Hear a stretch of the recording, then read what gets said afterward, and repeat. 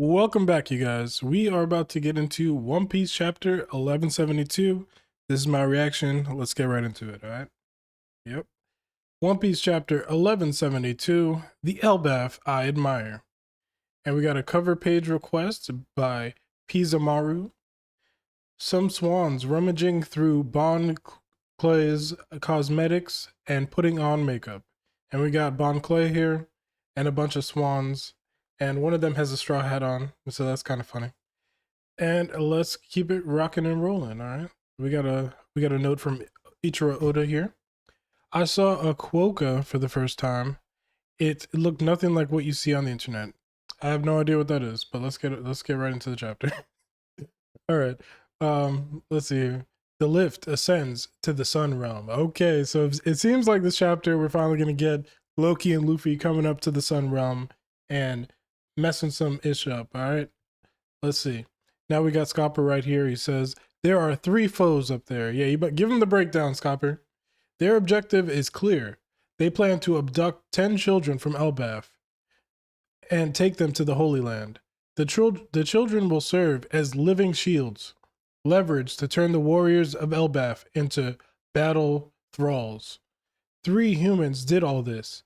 To think that not even the giant warrior pirates or Yasan could stop them. Sorry, I have no excuse.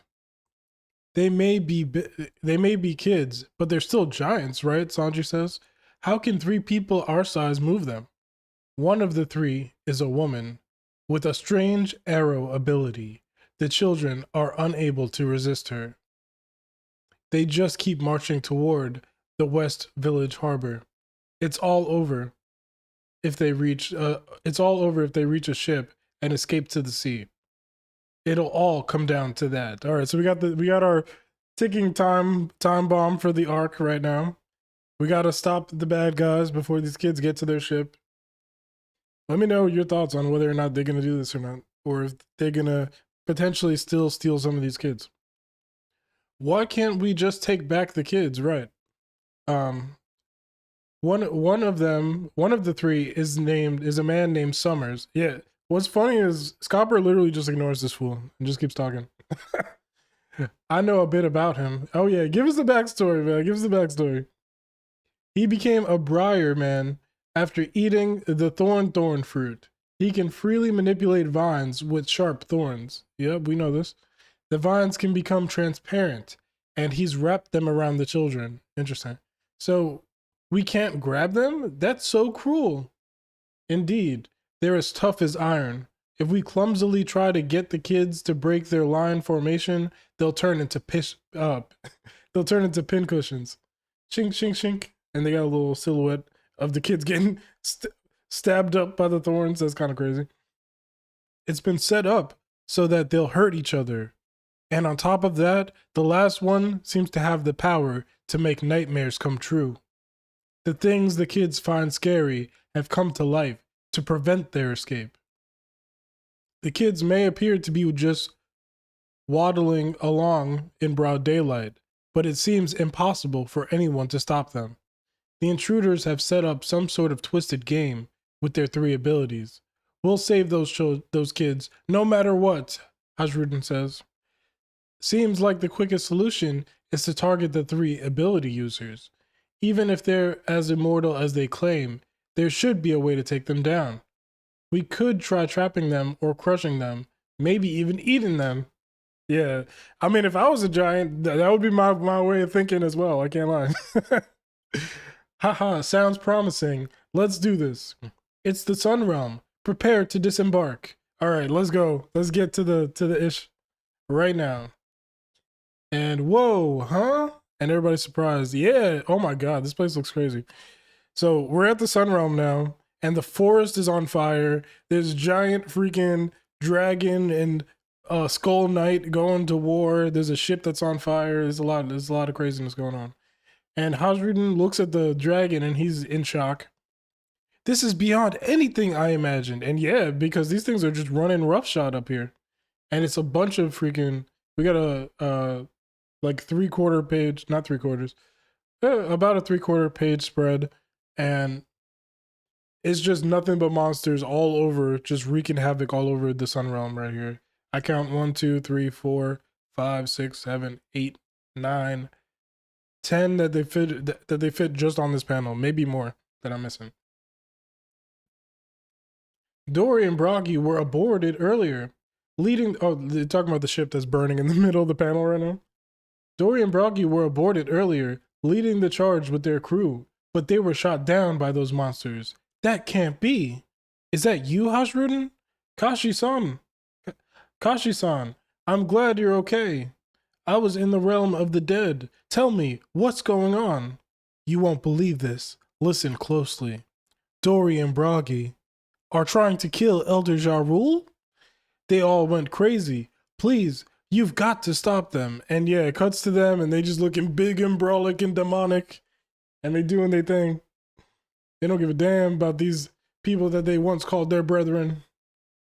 Kashi-san, how about the children? Ripley and the others went after them, but we've had no word on their status. The kids may have already reached the harbor by now. Hey, Rodo, listen. What? Bjorn was taken. And Rodo's like, oh my god, Bjorn was taken. This is bad. My little brother is one of the hostages. Oh, yes, you know what? We needed something that was going to snap this fool into action, yo. He's been on BS since the start of this arc. I'm glad that there's something that lights a fire in him and stops him from being a little wimp. I'll join you. Me too. So we got the new warrior pirates coming together. I guess Hashruden's not going to go with them, but all of his subordinates are basically heading to go where the children are. Hey Kashi, which way's the school? Nami-san and the rest should be close, and Sanji's going to go to where Nami is, I'm guessing. Can you see the fire? It's coming from both the school and the library. Why is it on fire? Anyway, you said Dory and Broggy have gone crazy, Zoro says. That's right. Please, hurry. Elder Ja Rule's in trouble. And now we got a little map to show where everybody is. And the current location is them at the edge of the forest.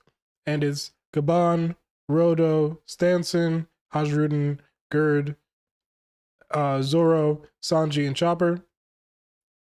Over by Ues Castle in the West Village, that's by where Ja Rule is, and it seems like the monsters are headed that way. The kids are coming from multiple directions, heading to where the ship is, and we got Saul over by where the school and the library is. Okay, interesting. Walrus School and Owl Library. Now we're cutting over to where the school and the library are. Near the library, the Straw Hats. The library is burning down. I doubt Chopper will be back anytime soon, and Brooks gone off somewhere. Brooks gone off somewhere, you say? Oh, we about to get our face off with Brook and Gunko. We about to get some Brook backstory part 2. Let's go. Let's fucking go. We need to get rid of these arrows before the kids are carried off. Master Dory, Master Broggy, I can't stand seeing you like this. Yo, I forgot about Usopp, yo. This is supposed to be your arc, Usopp. This is supposed to be your arc. We need Usopp to undomi reversey Dory and Broggy, yo.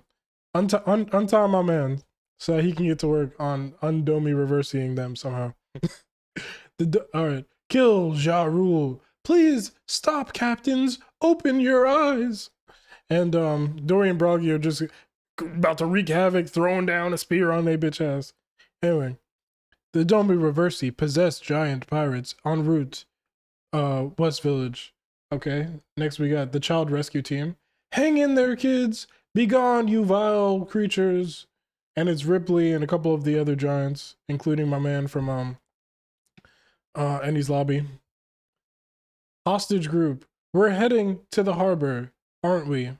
If we get there, no whining, we're Elbaf warriors. And I like that Scopper's son is the one leading the charge. He's keeping people's spirits up. He's letting them know, yeah, even though we're in this situation, we're still warriors at the end of the day. But we're not warriors, somebody in the back says, like a little, you know, little child. West Village, if you want to run, run. We have no choice, Elder Ja Rule. Captain Dory and Broggy won't listen to us anymore. I won't retreat. There's still something I've got to tell Elbaf. He's gonna tell the truth? You gonna tell the truth about Loki? Gotcha. And we got A transponder snail here. Listen, people of Elbath, I will tell you everything before I die. Ooh, I love when Oda gives these older characters a big speech moment on their way out. I loved it with Vegapunk in the last arc. I was always iffy on Ja Rule as a character, but I would love for him to have an awesome moment here to make up for. Well, he didn't really need to make up for the him kind of being a dick at the end of the day, from the Big Mom flashback to this arc, etc. But I want to see him go out on a high note if he is going to go out. And Oda loves killing off old ass people. Our late dear King Harold, always believed in Elbath coming together with the rest of the world. And that led to his attempt to join the world government. And then we got Imu Gunko, ... They thinking to themselves. But his efforts were shunned and betrayed. 14 years ago, on that fateful day, Elder Ja Rule, as some of the Elbathians are thinking to themselves, I saw it all with my very own eyes. Harold and all those soldiers were killed by the act of a demon. Harold struggled to his last breath to keep Elbath from falling into the hands, into that demon's hands. Wait, so Loki didn't kill our king? Oh, I held my tongue, fearing that our people would rise up in revenge, leading us into an untimely war our king never wanted. Loki took the people's anger upon himself when he sailed out to sea. Everyone's in shock. What does it say? He may have always been boorish, but he is innocent. That's the gist, but it's not quite how I'd put it. Zoro's hilarious. Zoro, shut up. Don't get carried away, Elder Ja Rule, Hajrudin says. Now today, 3 new demons have appeared to subjugate our nation. And it cuts to Kilimanjaro, Gunko, and Killingham, really. I'm making jokes. And Summers. I had hoped this matter was behind us, but we are once more in need of great power. Seems this job's over. Guess I'll have to go back to sleep. Forgive me, little ones. Cover your ears if you can. Well said, Ja Rule. The Elbath I admire would never bend the knee. Let's go, Usopp. We need Usopp to have some moments in this fucking arc, yo. Come on, bro. I want to see more out of Usopp than just like, him saying, yeah, Ja Rule, get him. Okay, I think I skipped over a part. I'm speaking to you now, demons. You can take our culture and history, but let our little ones go. If you think this act will crush our spirit, you've made a grave mistake. We will not show you the same patience Harold did. You, speaking of subjugating us, and picture our people to be your slaves. Who the hell do you bastards think you're dealing with? And Gunko Emo is thinking to himself, ... And then that's when it says, forgive me, little ones, cover your ears if you can. And then Usopp says, yeah, Ja Rule, get his ass. And then it's, if the Harley prophecies are true, the world is bound to face a great divide one day. So be it. From this day forward, all Elbath will stand against the world government. Oh, let's go, baby. Let's go, baby. Low-key, is Ja Rule a better leader than Harold for his people? Anyway. Did you really think some thorns, illusions, and this little reversey game would be enough to make us bow? I like this geezer. Yeah, Zoro. Yeah. I bet you do. 300 years ago, he was known as the strongest being to ever hail these waters. Yeah, let's go. We will never submit to your dominion. What say you, proud warriors of Elbath? Well said, Elder Ja Rule. Yeah, the Elbath I know and love is back. Usopp is having his geek out moment. We get it already, Usopp. Focus on getting rid of these damn arrows, Nami says. We will protect the peace Harold dreamed of. And they all run into war, yelling, yeah. We're finally here. They said if we get caught up between them, it's over. Don't worry, I have a plan, Zoro says as he reaches to take out his sword. Let's go. A spark of resistance flares. End of chapter. Yo, this is a good chapter. I love these kind of all-encompassing in one chapter where you just kind of give one character a moment to shine and to have a big speech moment that rallies the crew or rallies everybody at the end of the day. There was a similar kind of thing with Vegapunk in the last arc, like I was saying, but also with the other Vegapunk that sacrificed herself. I can't remember her name off top right now, but man, this is a feel-good chapter right here. We get everyone finally getting the reveal of that Loki is really the savior of Elbaf, and he's not. He really just took all that on his shoulders. We get to see where everybody kind of is. We see what the goals are between now and the end of the arc. So it seems like we're gonna see Zoro versus Dorian Bragi in the next chapter, which would be fire. It seems like Sanji's gonna come to the rescue of the Nami group, and to me that means that Loki and Luffy are gonna be on the front lines against Emu for sure. Who's gonna be up against Summers? That's a good question. Who's gonna be up against Killingham? That's a good question. I guess we're gonna have to see when it comes to this. I don't know if Scopper is completely out of the game now. He might be. But I think that some combination of the Straw Hats will be up against Killingham, and Summers might just be straight up Sanji, and might just straight up be Sanji, teaming up with Robin or something like that. Oh, also Brooke. We're forgetting Brooke here. I think that Brooke is definitely gonna have a moment before Loki and Luffy show up and confront Gunko / Emu, and we're gonna find out all the stuff that Brooke already actually knew about what's going on in the Holy Land and his backstory as a former God Knight. Bum, bum, bum. Yeah, I said it. Anyway, let me know your thoughts on this chapter. Like the video, subscribe, please, and have a beautiful day and weekend. God bless.